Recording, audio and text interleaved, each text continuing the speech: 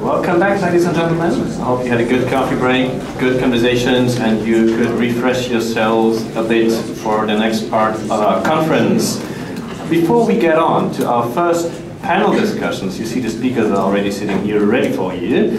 I'd like to give the floor to a true European. He was already announced this morning, but then we moved his slot slightly to the back. I'd like to welcome a former member of the European Parliament and Vice President of the European Liberal Forum, Ole Schmidt. Thank you, Sebastian. Dear friends, and I hope I may say dear liberal friends, I see that the Prime Minister has left. I would have wished him a safe journey to the UN in New York, and he could be listening to the climate activist Greta Thunberg, as he hinted, and he might know that Greta Thunberg in my country is more popular than the king, and that is something, I would say. For me, it's an honor and privilege to be here and to have the opportunity to participate in this conference. It is troublesome times, as we have heard, and I suppose we will hear even more. And I would like to pay a special salute to our liberal friends in the Czech Republic. You are brave. You are bold. I also would like to thank the organizers, Institute for Politics and Society, Jan, Starka, and Christina. I think we should give them a round of applause. They deserve that. It is not easy to organize an event like this. I think, as I said, this is an extremely important meeting for everyone. How to handle the transatlantic relation and deal with the transatlantic relations. We have also heard about Mr. Trump, President Putin, the fragmentation within Europe, Brexit, our relations with China, the crisis in the Middle East. You can mention almost everything. There are global crises everywhere. My name is, as Sebastian said, Ole Schmidt. I'm the second vice president in the European Liberal Forum.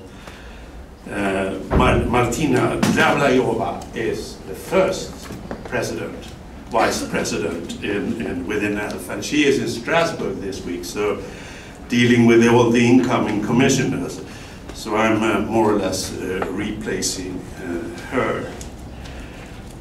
I think some perhaps words about ELF, European Liberal Forum. It is the official foundation of the European Liberal Party, as has been mentioned, the ALDE party. Together with 40 member organizations, we work all over Europe to bring new ideas into the political debate, to provide a platform for discussion and to empower citizens to make their voices heard.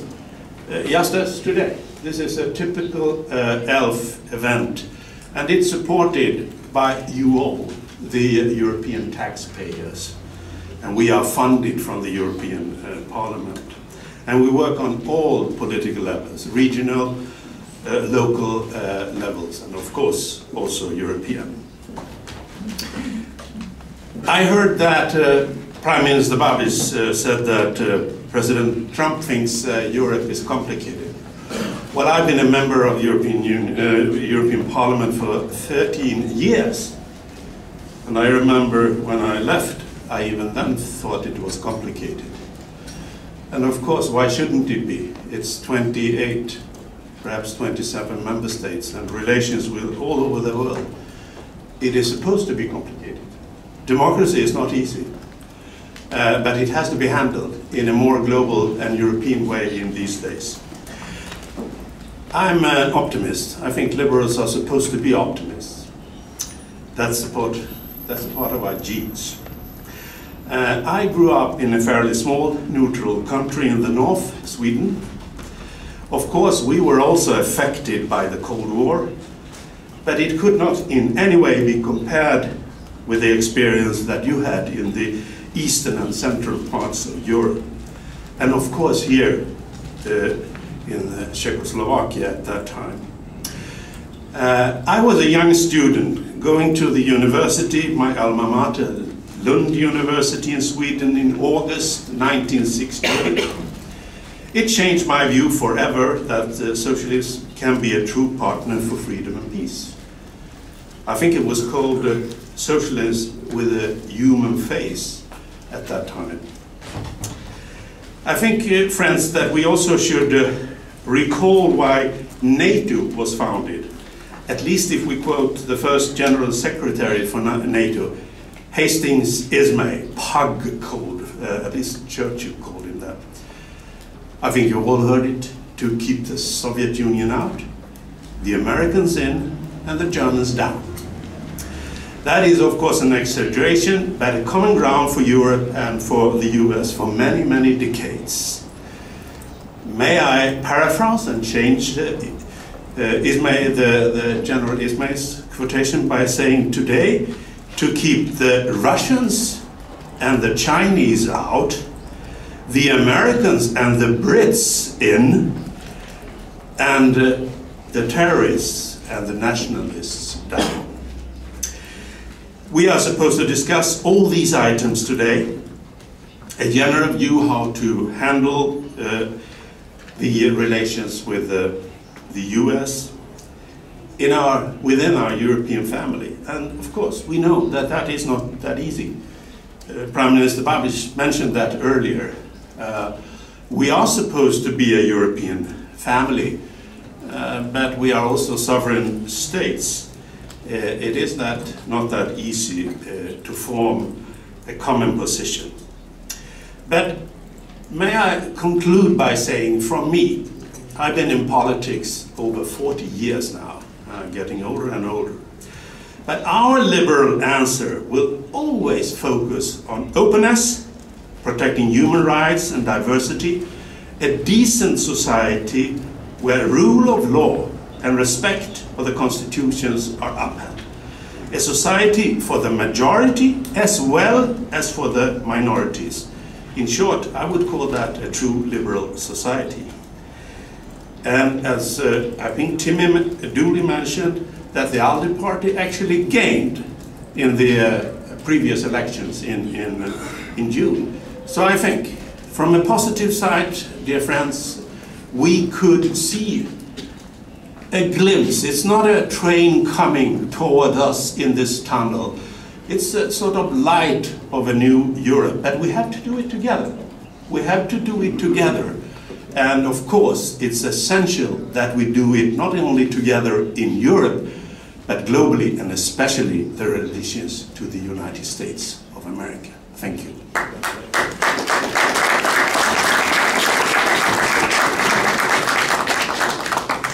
Thank you very much, Ole. And now we're on to our first panel. The world we live in is three-dimensional, so are transatlantic relationships.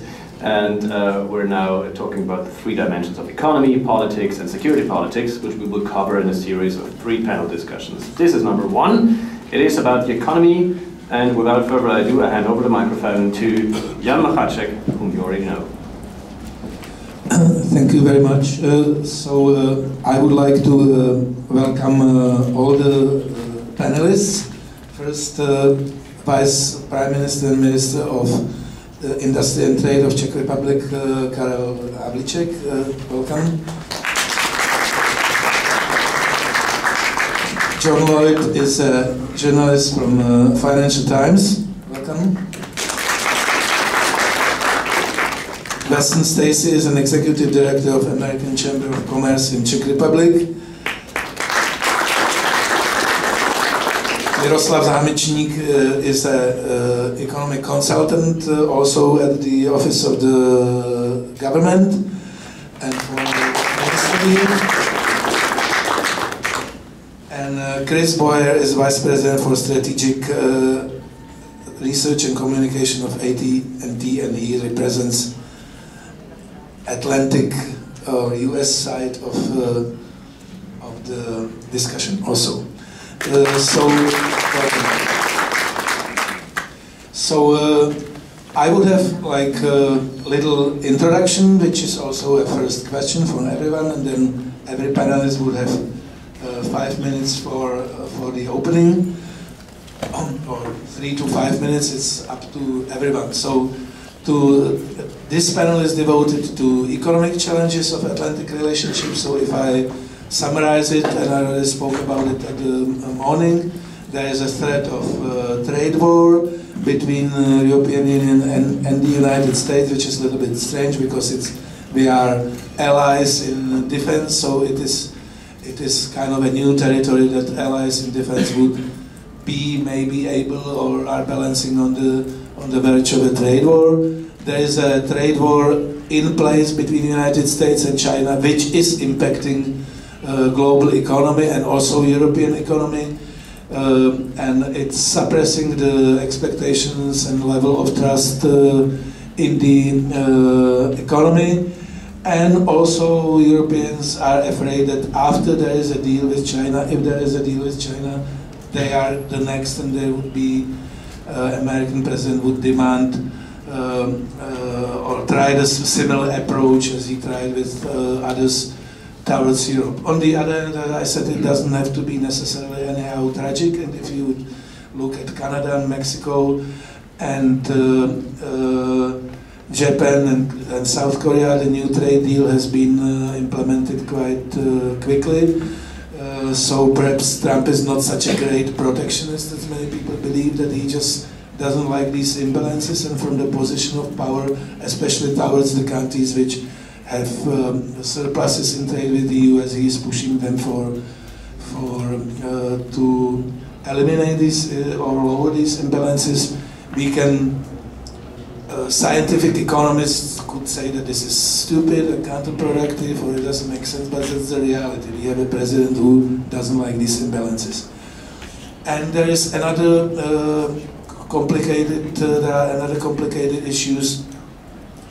There is a geopolitical, technological rivalry between the United States and China, and there are security issues involved in this, and Americans would push Europe to sort of decide on which side they are standing. Like, are we with the US, or are we in the middle?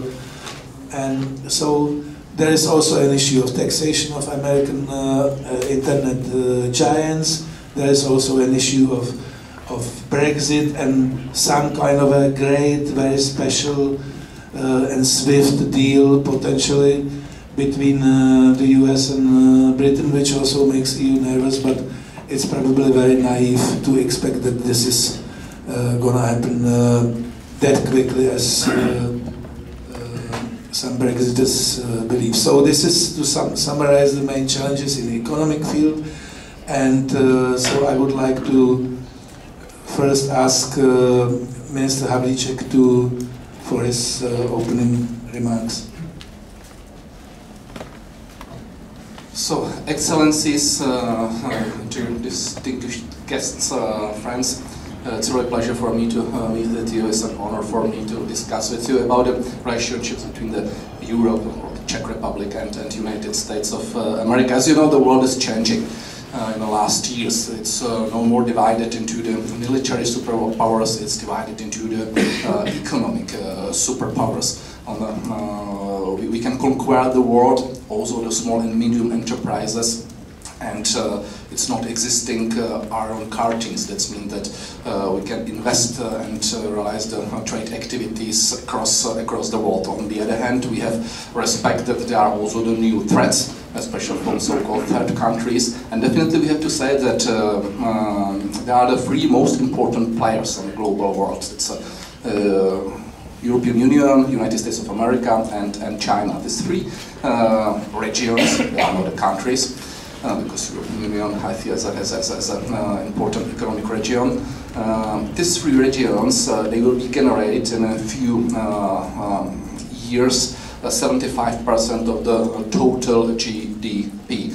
And what's important, and I feel it so, that the China is for Europe a competitor, but the United States is a partner for us. And I think from the American point of view, it's the same. China is a competitor, but Europe is a partner. I think this is the general of this one, and it's important to understand this. I understand that the companies and the business, of course, they've got competitors, and in America and Europe and so on. But from the global point of view, I think this is the general point what we have discussed. From the European point of view, America is extremely important because also from the Czech point of view. From the Czech point of view, United States, they are in the top 10 of the export destinations. But from the point of view of added value, America is in the top 5, top 6. What does it mean? European goods, Czech goods, and we are exporting to America, is the goods that we can realize excellent added value. That means they are the finished products. That means that they are the products which are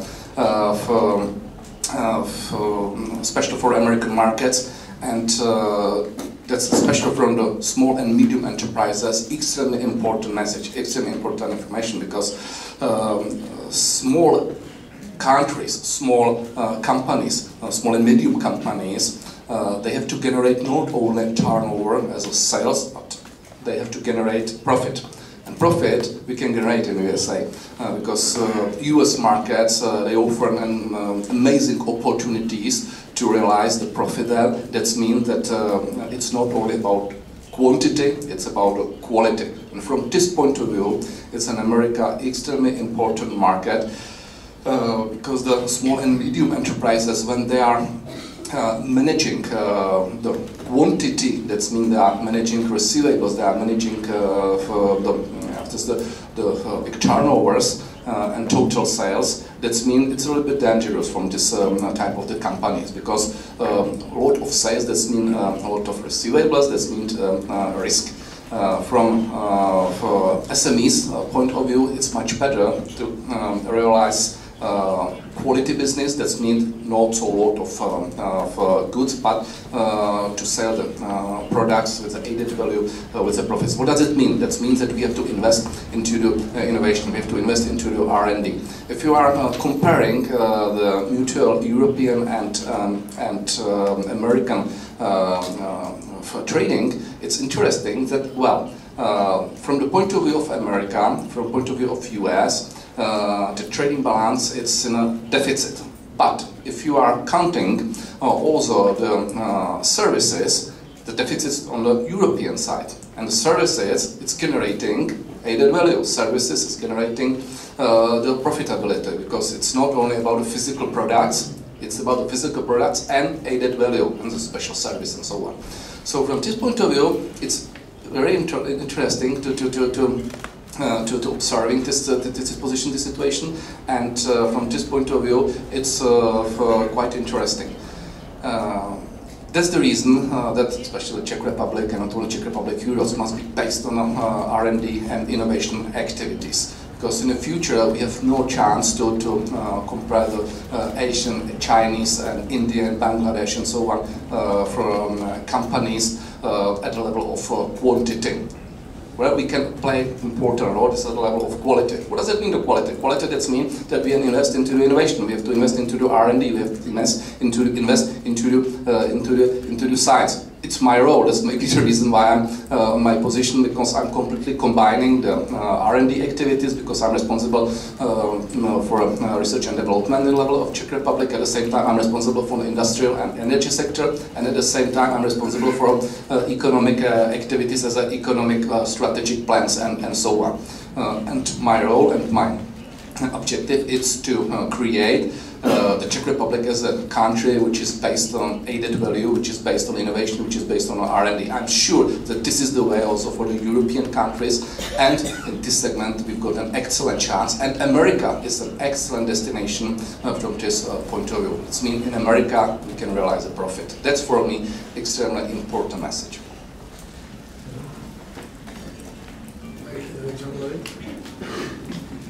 Thank you, Jan.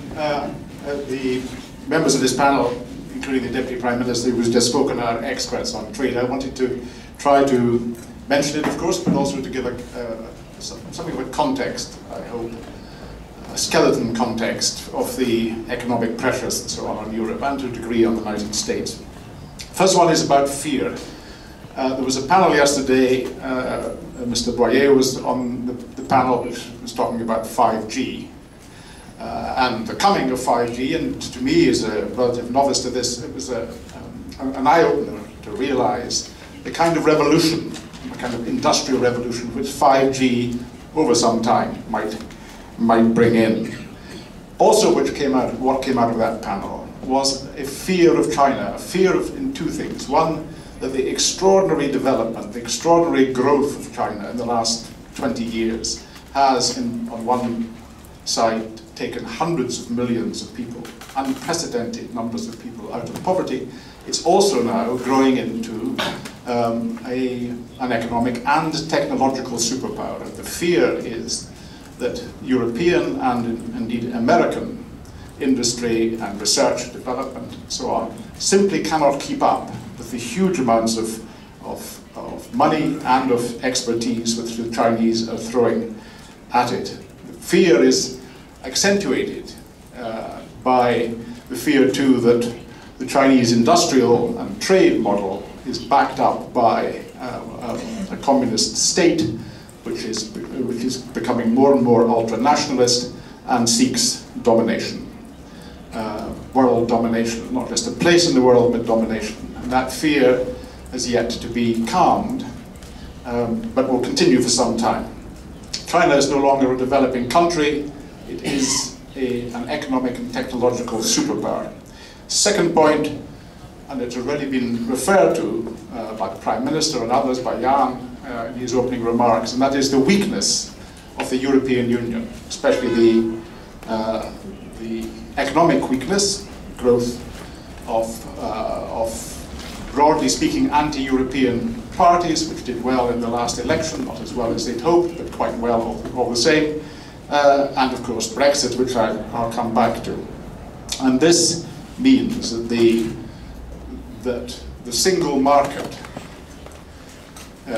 which was brought in some two decades ago, was a market essentially for goods, for tradable goods. Increasingly, markets in which the European countries are developed, and the Deputy Prime Minister invoked that when he spoke, are in services, are in things which are insubstantial, are in people's heads, are in tiny chips.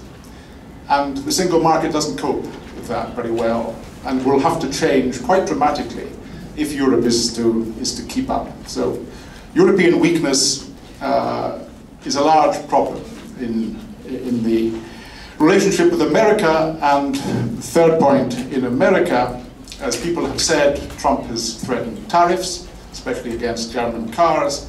I was pleased to hear the Prime Minister say, well, what's the problem? Why don't we put down our tariffs, 9.8% on cars, to 2.5%, which is what the Americans have, because our cars are better. And it was a welcome sign of confidence, not just in Skoda, but in European cars generally.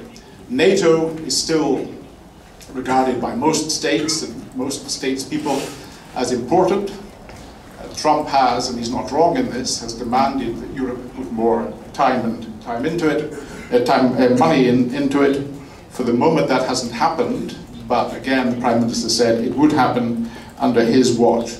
The key thing here, I think, is that Europe, however constituted, must work together with the United States and must develop and accentuate the need for transparency and open markets, and must try to bring China into that debate. China is, as I say, a technological economic superpower. Its choice of how it wishes to be in the world in the next few decades is still obscure, but at least we should try. We Europeans and the Americans should try to draw it into a debate and a conversation on what will happen in the future. And finally, on Brexit, and I'm responding in part to what Mr. Tully was saying earlier, Brexit is much misunderstood, and Mr. Tully duly misunderstood it. It is true, as he said, that the Brexit side at least grossly exaggerated both the advantages and disadvantages of Europe. Lies, perhaps, here and there, but certainly playing on prejudice on every side, more, of course, than the Remainers. I speak as a Remainer, but I also accept, as the ALDE accepts, and the Europeans broadly accept, that there was a democratic vote, narrow but nevertheless unmistakable, and that has to be, especially since the two major parties in Europe, in Britain, agreed with it, that has to be followed through. The misunderstanding comes, I think, in seeing the Brexiteers and their more extreme positions as the reason why the British people, by a small majority, voted against Europe. It has long been part of the British political geist that Europe and Britain were incompatible politically. And when people were asked after they had voted, why did you vote against remaining part of the European Union, most of them said, we want to take back control. Control, of course, over immigration, though immigration in the UK is still high, 250,000 net immigrants last year, without any particular problems. But also take back control over politics. As people have said, the European Union is difficult to understand. In fact, for people who don't make a conscious effort, it's simply incomprehensible. And for voters, 80–90% of the voters, that the European Union should claim a sovereignty over governments is unacceptable. That's why they voted that way. I thought it was wrong because actually in Britain, the government, successive governments, left and right, have tended to stay clear of the euro and of greater integration, and that would continue to be the case. It would be an anti-integrationist member, as it were, a kind of country member of the European Union, and that seemed to me to be fine. People didn't disagree, and so we are now in what has been a 3-year chaos, but not a chaos which is simply incomprehensible and can be summed up by stupid populism. It's a chaos which is rooted upon a serious debate between two sides, almost equal in the UK, which has been going for some time, and the referendum simply brought it up. Europe has to ask itself, every European country and European leaders, why Brexit happened. There has been a complete lack, at least in public, of European countries thinking to themselves, why did the British vote this way? Why did Italy, a founding member of the European Union, which had been one of the most enthusiastic members of the European Union, why did it elect two parties in an unstable, as it turned out, coalition, who were broadly speaking anti-European or at least Eurosceptical, complete turning round of it. Why did Ms. Le Pen have most votes in the European Union elections in France? Why is it that the populists, so-called, and it covers a whole range of people of different views, why did they do so well and are still doing so well in Sweden, in Austria, and Germany? Why is that happening? It cannot be wished away simply by saying these are bitter people who are populist, whatever populist means. Europe has to reflect on how it now organizes its politics. Brexit will happen, unfortunately, hopefully not a hard Brexit, but the consequences of it have to be a matter of reflection for the European states. So good morning. I guess I was invited here today to represent America with a human face. But I'm sick, so I apologize that I'll probably be less diplomatic than I normally am. And I'm going to have to use my iPad to refer to some notes.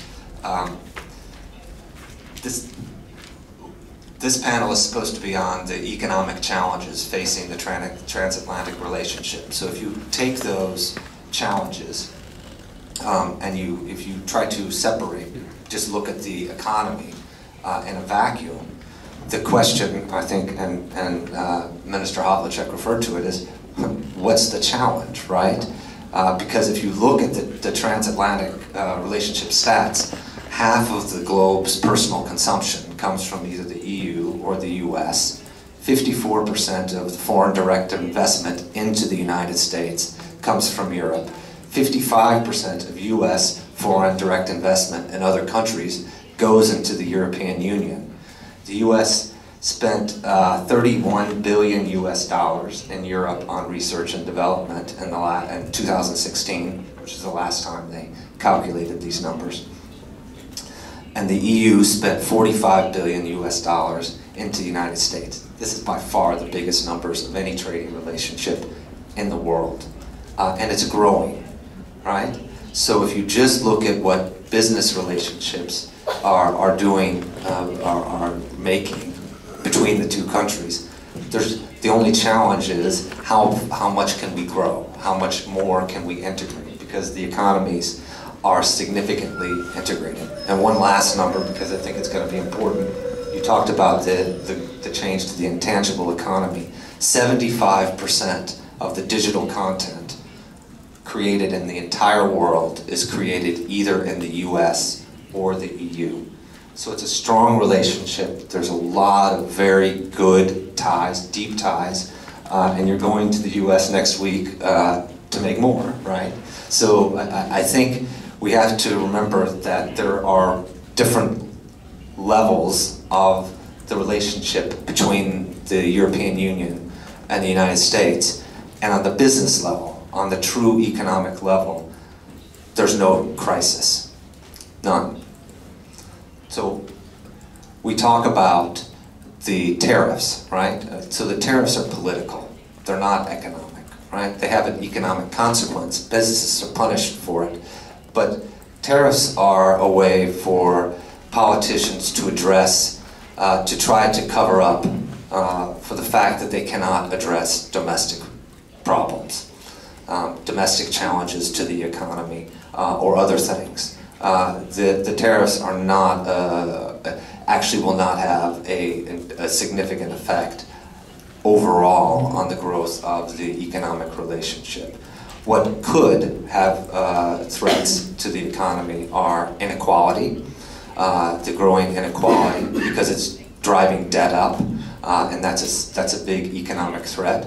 It's driving up the resorting to populistic politics and general discontent and distrust of government, which will have political consequences that could have economic consequences. A second threat that's created by the economy is the increasing digitization of the economy. Sorry, that's my flu speaking. The robots are coming. The optimists have always said that we're able to replace jobs that are lost through technological disruption. But everyone in this room has not been killed by a car when they're crossing the street, but that doesn't stop you from looking left and right when you're crossing the street today, right? So saying that it didn't happen in the past doesn't mean that it's not going to happen in the future. So we do need to take a look at what digitization in the workplace is going to do in terms of the amount of people that can be employed in the future. And the final thing, which hasn't been mentioned today, and which is probably one of the major challenges facing the economy and politics and human existence, is climate change.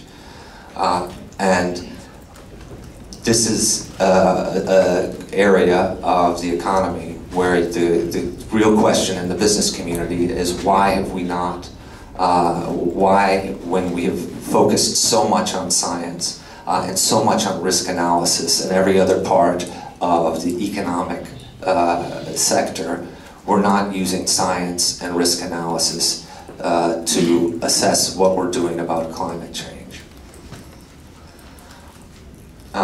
We talked about the tariff war. As I said, this is a battle that is started about, well, I have to say, about U.S. domestic politics more than about the economic relationship with the rest of the world. The one thing I would say about that is be careful when you think that Donald Trump was the first president to say that he wanted to make America great again. If you go back in the campaign speeches of Ronald Reagan and Bill Clinton and George Bush, they said those words exactly. Exactly. You can hear them in the speeches. Ronald Reagan is the first one I found. I didn't go back any further, but in all of their campaign speech, they said, "Make America great again." Yeah? So Donald Trump just trademarked it. And why? Well, the U.S. is coming out of a period where it was the predominant economic and political power in the world, right? 40% of the GDP in the 50s and 60s were generated in the United States. And that was due, yes, to American technological innovation, but it was also due to the fact that Europe was destroyed by World War II. India was going through its independence and was very disrupted. China was busy killing millions of its own citizens. Japan was destroyed by World War II. Almost all of the rest of the world was in some sort of industrial and economic ruin. And that's not the case anymore. So the US's position in the world, fortunately, has declined in relative terms. And this is a difficult thing. You know, it was difficult when the British lost their empire, and it's difficult for the U.S. to face the fact that that the world has become economically more vibrant and more competitive. And the solution has been both positive and negative, as you can guess. The one challenge I see to the relationship with Europe is, and people talked about it, it's not economic, but it's political, is NATO, right? Again, Donald Trump was not the first president to talk about Europe paying its bills for NATO. Warren Christopher, who was the Secretary of State for Bill Clinton, went on a listening tour, a widely ridiculed listening tour in 1992, talking about the same thing. And the reason is because U.S. Cannot afford to pay to be the military policeman of the world and needs some help. And the question is, if Europe does pay its military bills to protect itself from external threats, what will it do to its social system? What will it do to its ability to afford its social welfare systems? And what will that do to its politics? Because Europe's politics are built, America's politics are built a little bit on military superiority. Europe's politics are built on its social welfare system. So those are the threats that I see. I don't see the threats coming from the economy. I think that businesses are deeply integrated. I think it would be very difficult to undo the integration between the U.S. and the EU on economic matters, but the political matters could have a deep impact on the ability of the countries to do business with each other. Oh, okay. Well, you said you got flu. Yeah, well, that's good. Good morning, everybody. Still have 10 minutes left, you know, and I will, you know, being late in the speeches of panelists, I will fill in, you know, make just a couple of points, you know, because the introduction by Jan, you know, he would require us to cover a lot of ground and very different, difficult topics. So let me start in framing sort of, you know, how a Czech economist may view this situation that we got into, you know, which is obviously a very difficult one. And Deputy Prime Minister Havlíček mentioned some of the figures on bilateral relationship. You know, just let me put it into a slight perspective how it really works. You know, in the international economy and what's the role of Czechs in it, because it's not a trivial one. Well, the main trading partner for Czech Republic, as everybody knows, is Germany, taking about a third of exports. By the way, we have a major surplus in trade with Germany, which doesn't mean anything. Let me say, you know, from bilateral stance, you know, we should be the proud ones. We are not, you know, for a very good reason. I'm not going to dwell on it because it's not related to the big issue of our transatlantic relationships. But if you look at trade in value added, essentially who consumes the good when they become a real product for consumption or for, you know, putting in a plant as a piece of manufacturing equipment, then, you know, the share of Germany, you know, taking our value added, you know, which ends in German consumption, is being reduced by around 12 percentage points. So it is still by far the biggest trading partner, taking a lot of value added being created in this country, but it's like 21%, not 33 anymore, you know. Where is the rest going to? Well, you know, it's United States of America, being number 3, almost on par with France, you know, it more or less is equal, you know, so we have way over, you know, anybody else, you know, is the Germany, but then, you know, the main trading partners in terms, and this is really what matters, yeah, it's value added, being exported and consumed in a final destination. It's the US on par with France. Slovakia doesn't even come close, you know. So then, when you start thinking about global value chains and the relationship and the tariff barriers, you know, if you look at the 33% angle, you know, we couldn't care less. You know, our trade with the US is pretty small. It's 2.1% of total exports. You know, that wouldn't scare you. By the way, we export 0 Škodas to the United States, you know, so, but we export significant quantities of Czech value added through Germany, yeah? And it's Beamers, it's Audis, it's Mercedes-Benz, you know, that's going there. And this is what pisses off Donald Trump. So we are in it. Not that we are not. No, big time, you know. And what would be the best answer for an economy which is embedded in German-centric value chain? And, you know, no matter what we have done in history, it has always been so. You know, in the First Republic, it was exactly the same situation. You know, #1 partner, even in the 30s, you know, where already Adolf Hitler was a chancellor. You know, it was the same story, you know, still the main trading partner. That made us really nervous, you know. But let's move further, you know. So what would be the best policy for us to follow when we have 0.03% share on the global GDP?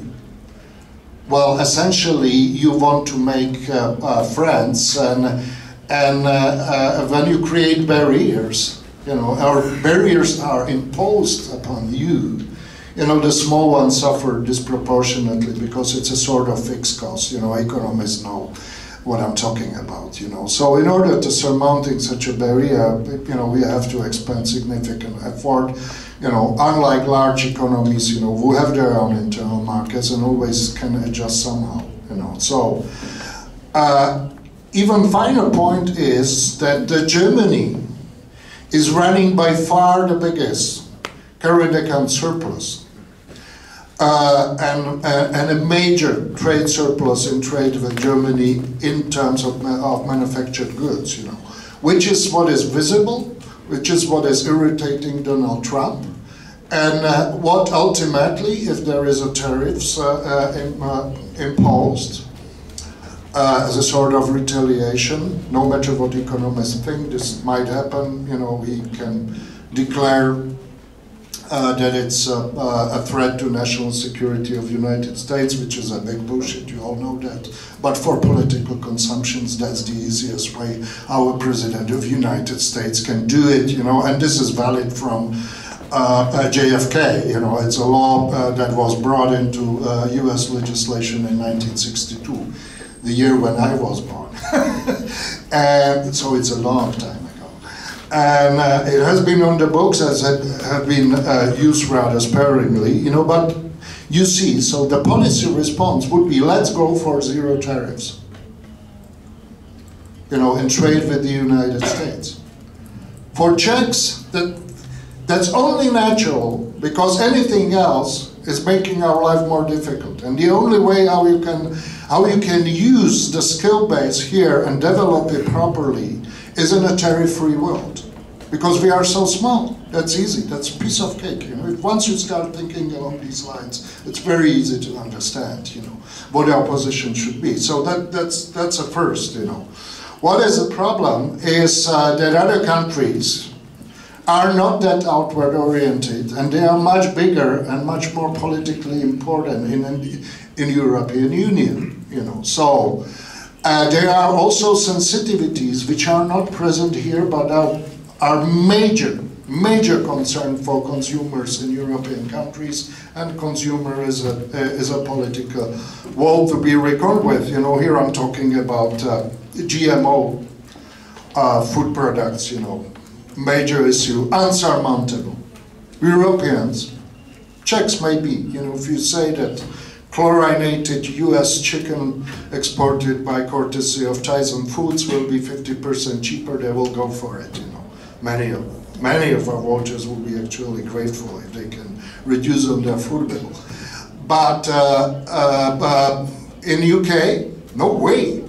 You know, I just returned from there, I spent a vacation 2 weeks, you know, I traveled all around, you know, it was a sort of partying, you know. In UK, you know, you can have only free-range eggs, you know, outdoor bred pork and things like this. You know, this is way more sophisticated consumer market in terms what is acceptable, you know, ethical standards, you know, that are being considered. Not the price of food alone, you know, this is a rich society, we are not that rich yet, you know, so for us it would be acceptable. For Germany, of course it would be acceptable to have, because that's what Prime Minister said, I heard that he said, I wasn't present, you know, that German cars are better. Of course they are more competitive in the US market than vice versa. You know, nobody is going to buy American-made big SUVs, you know, because they simply cannot drive them on most European roads, you know, because they are so big, you know. So you know, complete liberalism. Ask France. No. So what will you do? You know, you transplant, and that's why also Donald Trump is doing it, because he loves to weaken European Union. He knows all this, or people around him know this.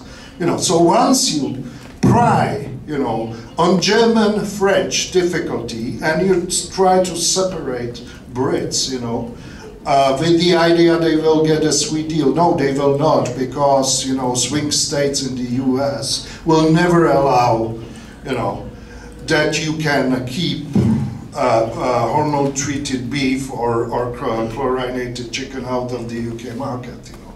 as this is the official position since February this year. It's on the web page of U.S. Trade Representative, you know. And by the way, I was trained in the U.S. in international trade, and I worked for Practicum on international trade positions. So I learned a little bit about U.S. trade policies, you know. So these are the sensitivities that we have, you know. Then there is defense, you know. We always promise, never deliver. It's the same in case of Germany. You know, I think a purchase of some military hardware every year, carefully planned, would suit down this concern. And then there is the exchange rate. And that's a major problem in case of Eurozone, and particularly of Germany, because it's true that if you want to, if you had D-Mark would be way stronger than Euro is now against the dollar. And everybody knows that, and we also know why is that so. Because there are weaker parts of the monetary union. It's quite necessary. It's a common currency. It's not a currency of Germany adopted by rest of Eurozone. You know, it's a Eurozone's common currency.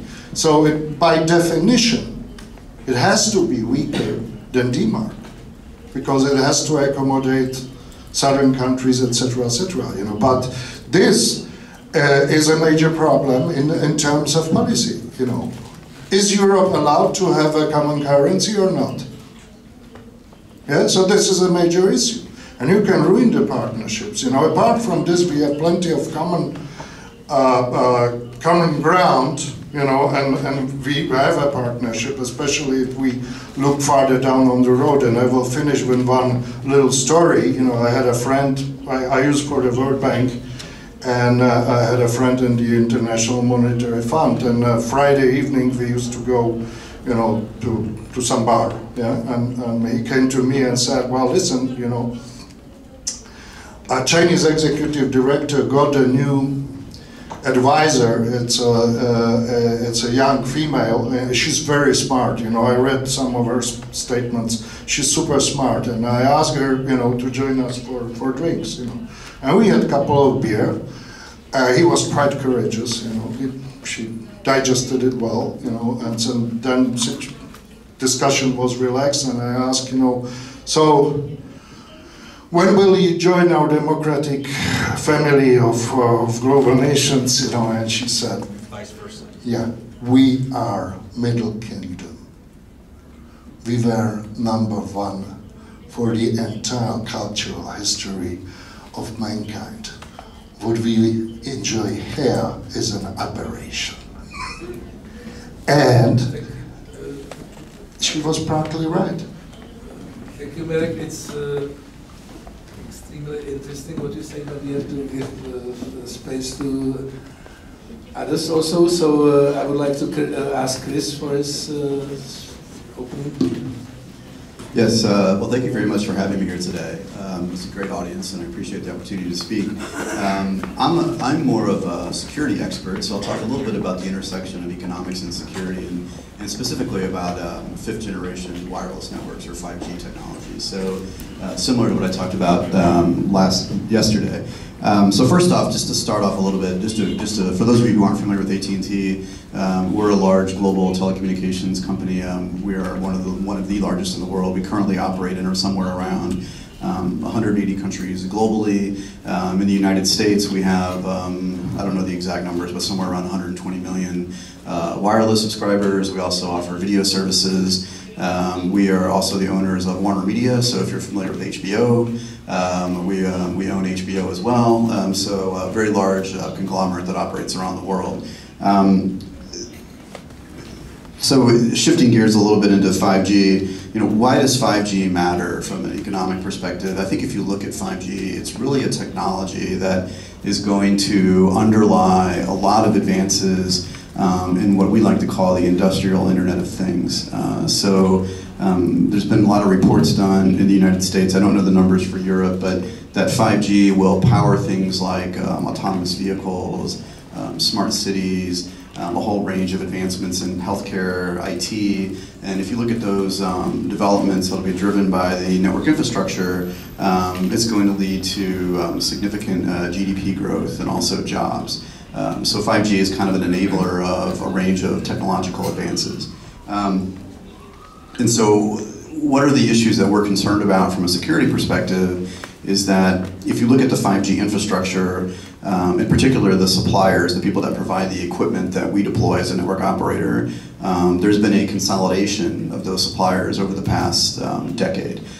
So where we used to have a wide range of different suppliers competing with each other in the equipment space, in particular when it comes to cell sites, or what we like to call the radio access part of the network, there are now basically 3 major providers around the world, maybe 4, between Nokia, Ericsson, Huawei, and then Samsung, which is kind of just now entering that market.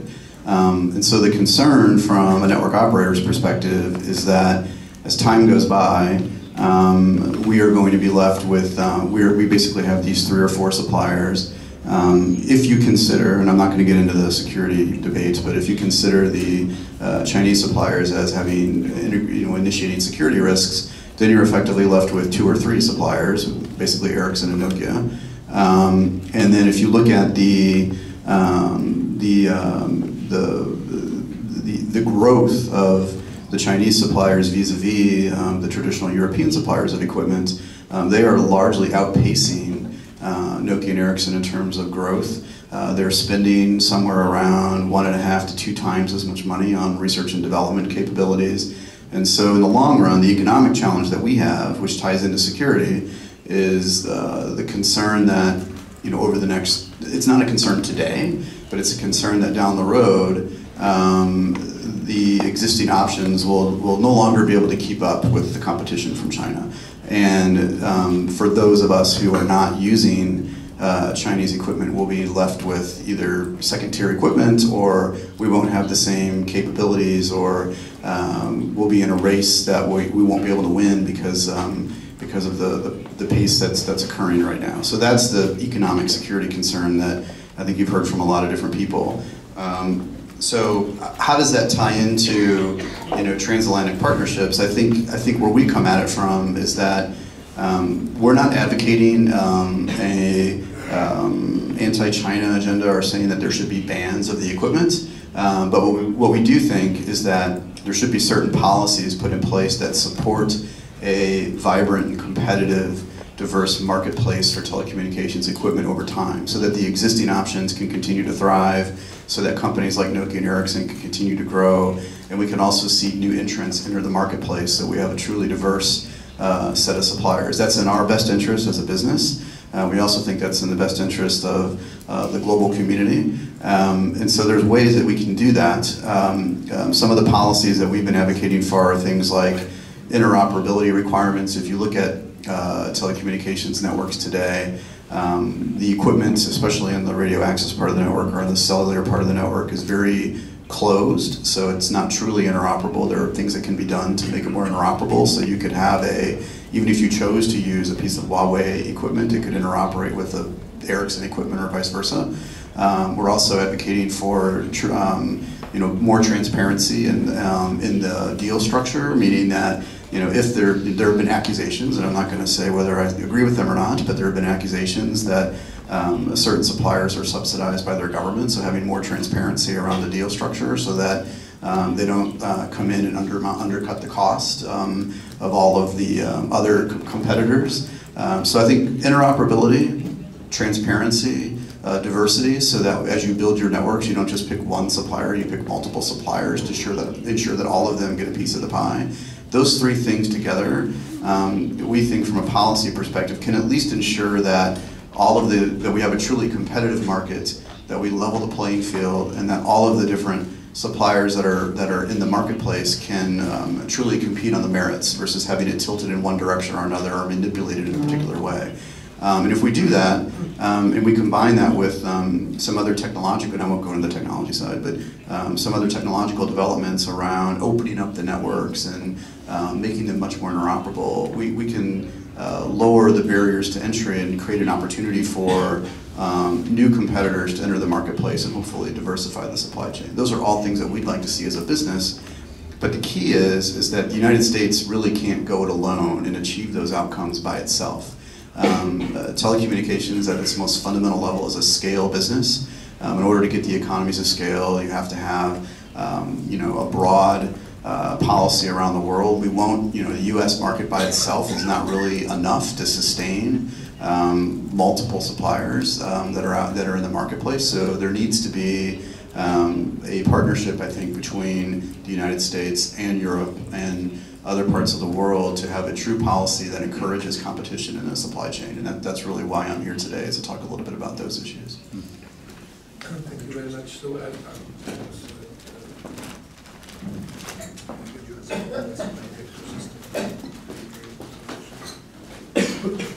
thank you. So I have a short question for every panelist, and I would ask for a short answer. So I would like to ask Minister Havlíček, is there a crisis scenario prepared in the government if some tariffs or trade war with Europe starts, and is there a crisis scenario on the European level also, or? Well, we are not preparing the crisis scenarios. We are just continuing the communication, continuing the business, and continuing an export, import, and investment activities, but at a new level, at the level that we have to accept the changes, we have to accept for maybe the new threats, but definitely it's not about the crisis scenario. I would ask John now, what do you think? You mentioned Brexit, you also mentioned China. What do you think about the potential of some swift and great trade deal after UK leaves EU, which we still don't know when it's going to happen, but the trade deal between Britain and the US, and the chances for Britain to have some good deal with China also under such conditions. So what is your perspective on it? Well, as Miroslav said, it's two things. One, Donald Trump said that to his friend Boris Johnson that the trade deal would be done immediately. That's clearly wrong, and as Miroslav said, the states and the companies which would disbenefit from an open trade deal, a zero tariff trade deal with the UK, would immediately object, and it would be tied up for a year, 2 years, 3 years. So, but I do think that there will be ultimately a trade deal. It might well work, and in the broader sense, if Brexit, whether it's a hard Brexit or a relatively soft Brexit, if it works over time, say 5, 6 years, it's an enormous challenge to the EU. The Brexiteers, the intellectual Brexiteers, say that 90% of world trade is outside of the EU, and that's where Britain wants to be. And it's certainly true that the rest of the world is growing, especially China, of course, but also the United States, faster than the EU, which has got very sluggish growth. If it works, then it's an enormous challenge to the EU, which will force change upon it. If it doesn't work, then not only will it be more of a warning to the rest of the 27 countries not to follow Brexit, and Brexit by the European countries is rather like what used to happen in medieval times, that when you hung somebody, the body was left for a long time to discourage other people. Britain would then be a body hanging to discourage everybody else, the Czech Republic included, from following suit. Who knows if it's going to work or not? It might work. It might not. Certainly, to answer your question, Jan, the dependence of the UK upon the US will be vastly increased. Just one comment on that. Okay. Trade deals have to be ratified, at least in the US, by Congress. And Congress is not going to ratify a trade deal with the UK. Okay, speak to the microphone. Okay, thanks. So I have the same question for both Mirek and Weston. What do you? Is there a chance that something would change about it, and is it really the main issue? I think that for Donald Trump there is a trouble that there is no one no one speaking across particular sectors of economy and security. If EU as such would say, okay, we would drop this Nord Stream 2 and we would buy more American guns and soybeans and we would do this and that, so he would forget about the tariffs for the cars very easily. But there is no one in Europe who can speak for everything. You know, there are particular delegates who can speak. Germany speaks for Nord Stream 2. There's a trade representative. There are security issues, but no one can arrange such a multi-layer, multi-level deal, which he would be easy about. I mean, Trump. So this is the same question for both of you. So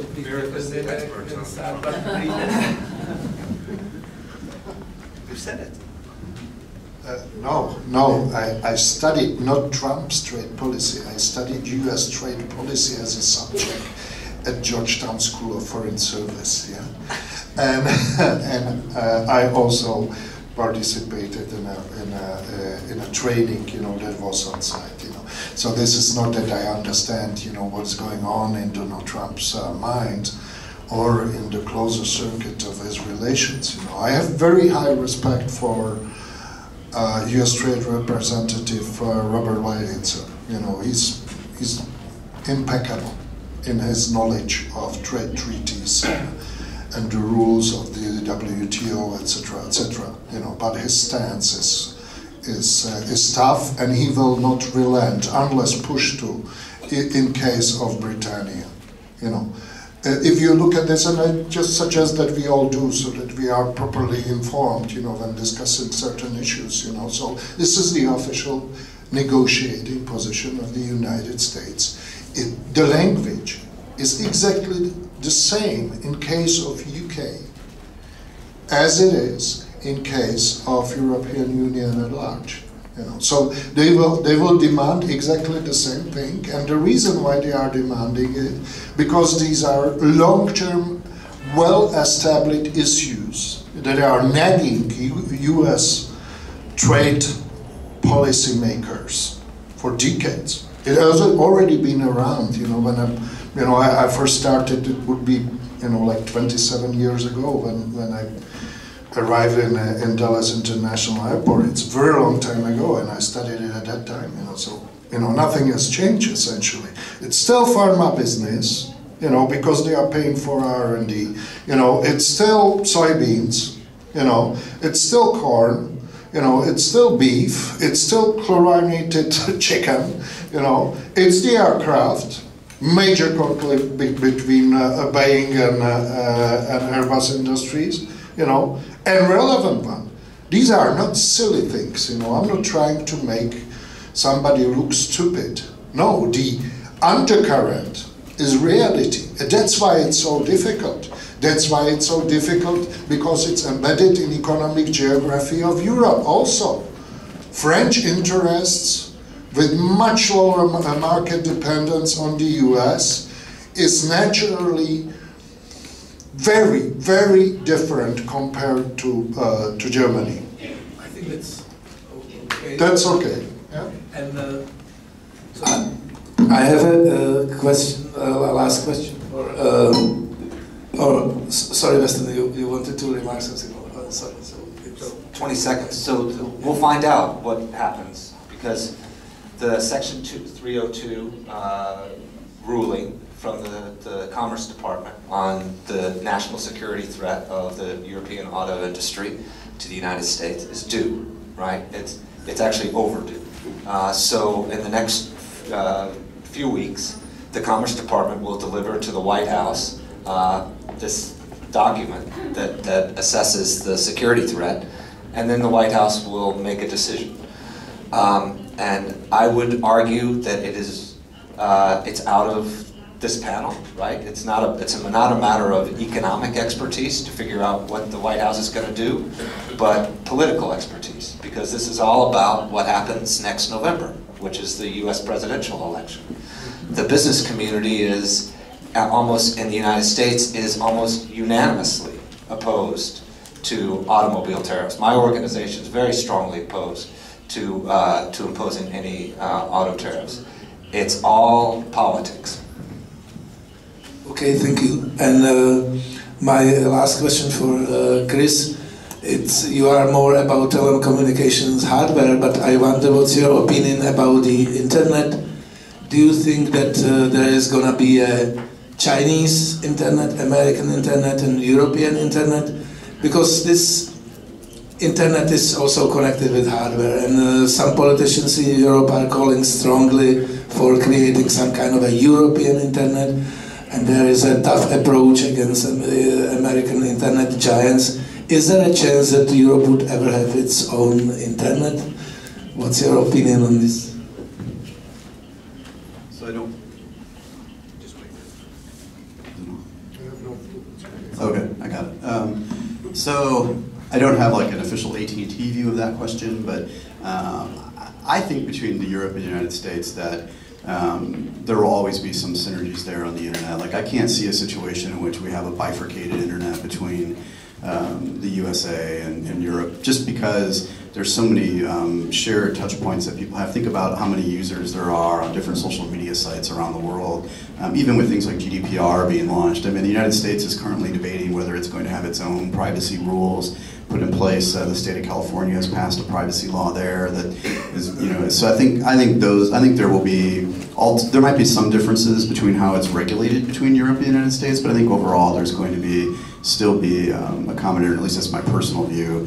Between the United States and China, on the other hand, there is definitely ongoing debate. Certainly, I hope we don't end up in that situation, but there certainly is an issue from the hardware perspective, and China already today has different requirements it puts in place for people who operate in the country and how they regulate the internet there. There's a lot of restrictions that already exist. As a technical person, I would say everything's interconnected, and that's going to probably remain that way. But whether or not different countries impose different requirements, I think we're already seeing that happen in some respects. Okay, thank you very much. We are 5 minutes late, and there is a lunch ready, so you will have chances to ask questions and intervene in the next panel. So sorry we don't have the space for it. I would like to ask all the panelists. I would like to ask Deputy Prime Minister Havlíček. Thank you very much. Thank you, John. Thank you, Weston, Mirek, and Chris. And enjoy the rest of the conference. And thanks for coming and participating.